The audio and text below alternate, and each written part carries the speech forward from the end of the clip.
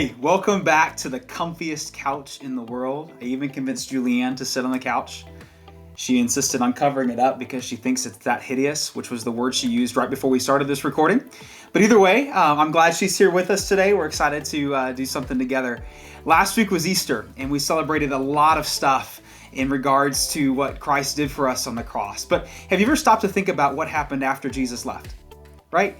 We talked about the like Palm Sunday a couple weeks ago, where Jesus walked into town, into Jerusalem, and people celebrated his coming with palm branches and a party. But what happened when all that was over?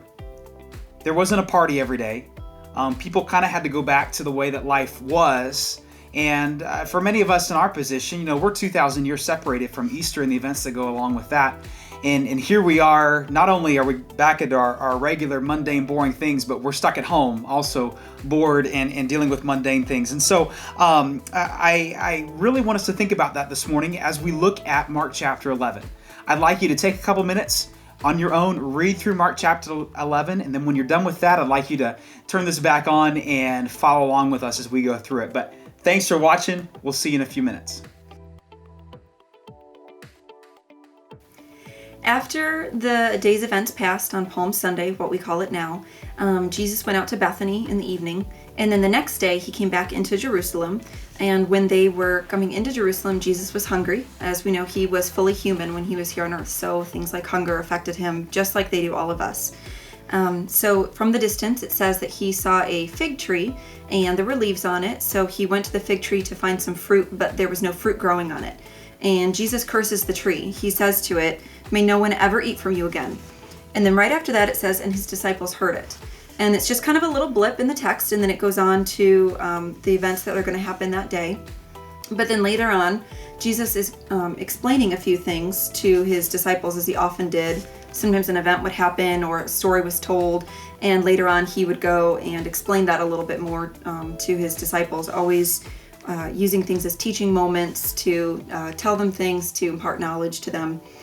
And so they pass by this tree again, and Peter remembers what had happened and says, "Look, the fig tree you cursed is withered." The tree had completely withered. It had died altogether. Its roots were dried up. And it says, Jesus answered them, "Have faith in God. Truly I say to you, whoever says to this mountain, 'Be taken up and be thrown into the sea,' and does not doubt in his heart, but believes what he says will come to pass, it will be done for him. Therefore I tell you, whatever you ask in prayer, believe that you have received it, and it will be yours." So it's kind of interesting. Instead of talking about why he cursed the tree for being angry at it, for not giving him any food, he explains that when somebody asks something of God in faith, that God will give it to them. And what he's trying to say is that when we truly have put our faith in Jesus, the things that he gives us, the desires of our heart that he gives to us, we ask those of God and God gives them to us. Just a few chapters earlier, Jesus was talking to his disciples, and he was telling them about how if they want to truly be his disciples and his followers, they need to pick up their cross and die to themselves daily and follow him. We know that he's not trying to just tell them, "Oh, anything you want. If you just believe hard enough, it'll happen." He's telling them this within a specific context of, you have died to yourself daily. You have taken up your cross. You have followed me. And when you are living in that kind of relationship with Christ, where you're denying yourself the things that you want and you're taking up the things that God has given you, then you can ask anything of God, and God will give those things to you. And I think that's the lesson that we're learning here from these verses. So that same day, Jesus goes into the temple, and the people that are there have kind of turned it into a Walmart of sorts, right? You walk into a place that's supposed to be set aside for worship and for prayer, and in that same space are people selling all sorts of animals for sacrifices. People that would exchange your out-of-state, your foreign money, if you will, to pay the temple money, and they were charging exorbitant prices to make that happen.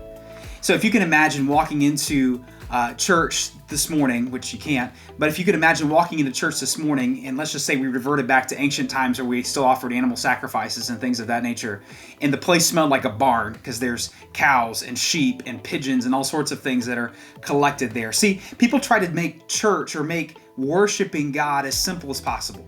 So they said, hey, rather than you have to go get your own sacrifice, we'll just have the sacrifice here for you. And when you show up, you pay for it, and we'll take care of business for you. You don't, no muss, no fuss, no extra work for you. We're going to make it convenient. And at the same time, the same point, they were also making a profit, making money off this whole venture.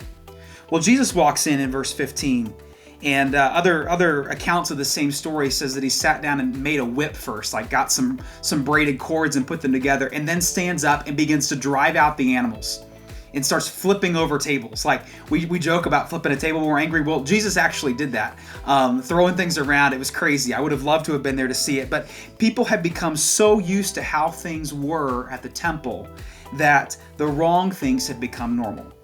And I wanted us to look at this morning because I wonder how much of that might be true for us in our student ministry at our church. We do a lot of cool stuff. We have a lot of fun and we go a lot of places. But in the context of our student ministry, in what ways have we become okay with things that shouldn't be, that aren't good? Our meeting times really should be dedicated to worship. They should be dedicated to encouragement and truth and prayer. But are they?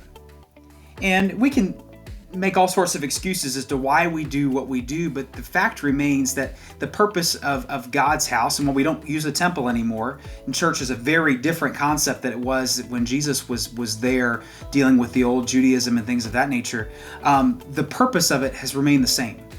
As a point to encourage, a point to strengthen, and a point to place people in a position where they can honor and worship and glorify God.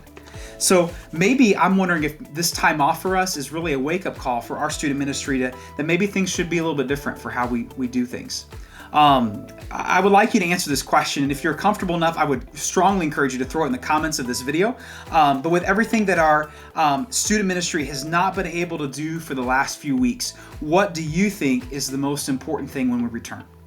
See, in a few weeks, we are going to get back together.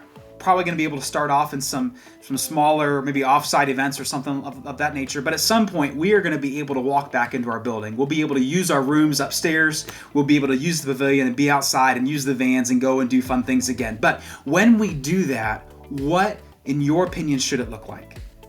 I strongly believe that everything that we do as a student ministry should come back to worship and honor and glorify God. And I think it's a great opportunity for us to make those changes now to our student ministry because we've had some downtime. When you get to the end of this passage, right after the piece that Juliann has read about the fig tree and all those things, we have the situation where Jesus gets his authority challenged. The scribes and the elders come to him and they basically ask him, who gave you the right to do this? Who do you think you are? You walked in the temple, you messed up all of our traditions, you've cost people their livelihood, you've embarrassed some people, you've made a fool of yourself. Who gave you the right to do this? And Jesus responds with a question. And he kind of throws them on the spot here to asking them about John and the baptism of John. Kind of catches them in their own issues here, but at the end of it, he makes this statement. He goes, if you don't know where John's baptism came from, then I don't have to tell you where I get my authority from. See, Jesus had authority whether these people recognized it or not. And the same is true for us, that Christ has authority over our church. He has authority over our student ministry. He has authority over my life as well as yours, as well as Juliann's. And he has it whether we agree that he has it or not. And at the end of the day, when we rebel against that authority or we reject that authority, we're the ones that look dumb, just like the scribes and the elders did back 2,000 years ago when Jesus does all this stuff. You have been extended because of Jesus some of that same authority that he has. You have the authority to speak up and to love with grace and mercy. You have the authority to speak truth and to live boldly. And you have the authority to not back down when someone challenges you on those things. Matter of fact, other parts of Scripture tell us that we have not only the authority, but a responsibility to represent Christ to our community, to the world even. And if that's true, then you have much in the same way some similar authority to Jesus, to love, to speak boldly, to proclaim truth, and to extend grace and mercy to hundreds of thousands of people. I want to leave you with this, is how should we be living now? If this was how Jesus lived, he wasn't okay with the status quo, with what had been allowed to creep into the worship of God, then how should we be living? Are there things in our life that maybe we've allowed to creep in that distract us from what God expects from us, what God wants from us? Are there things that shouldn't be there that we've allowed to just exist and have ultimately become part of who we are and that it's just become normal. With boldness and authority, we have to do the things that Jesus has called us to do, even if that means cleaning house. Even if that means getting rid of some of the habits and some of the traditions that we hold to and we love because it's what we like, versus what our purpose is to honor and glorify God. This chapter is a pretty crazy one, right? You've got Jesus coming into the city and being recognized as the Messiah. You have him cursing this fig tree and then giving this lesson on what it means to actually have faith. And you have these situations where he gets this righteous anger and not only cleans out the temple, but doesn't do well when people fight against him in his authority. I don't know about you, but I don't want to be caught on the wrong end of that authority kick for him. And part of being a Christian is bringing every piece of our life under his authority and under his will. And so I want to leave you with this morning, that Jesus has authority whether we recognize it or not.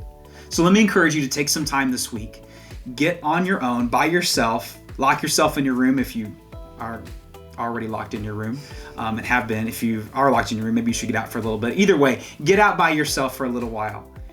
Ask God if there's anything that you have going on in your life that shouldn't be there. And then when he responds, act on that. Get rid of those things. Flip over some tables. Drive out some old sheep. Because nobody likes sheep. They stink. So don't be a sheep.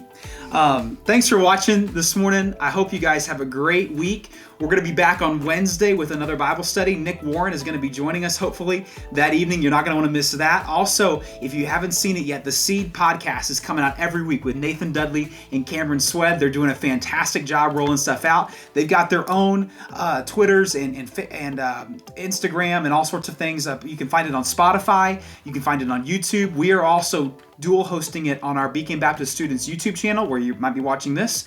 So make sure you check that out. We got some great opportunities, but comment below. We'd love to know what you think. Thanks. See you guys. Bye, everybody.